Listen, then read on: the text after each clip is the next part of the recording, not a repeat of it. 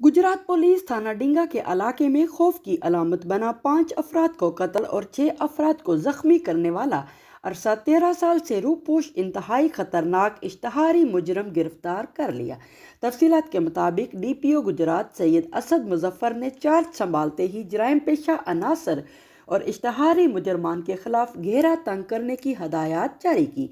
इस सिलसिला में DSP खारियां सर्कल मियां मोहम्मद रियाज की सरबराही में SHO थाना डिंगा इंस्पेक्टर सरफराज अहमद ने अपनी टीम के हमरा पेशावराना महारत और जदीद टेक्नोलॉजी की मदद से कत्ल और इक़दाम कत्ल के मुतअद्दिद मुकदमात में मतलूब अरसा 13 साल से रूपोश इश्तहारी मुजरम सुहेल अरशद सकना गर्दनाना वाला को ट्रेस करने के बाद छापा मारकर गिरफ्तार कर लिया।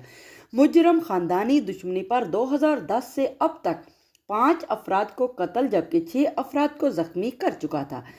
कत्ल होने वाले अफराद में अब्बास, जुनैद इकबाल, मुजम्मल हुसैन, मुर्तज़ा और असगर अली शामिल हैं, जबकि जख्मियों में मुजम्मल हुसैन, आसिफ अरशद, जैन अब्बास, फजीलत रानी, फरवा रानी, मोहम्मद अब्बास शामिल थे।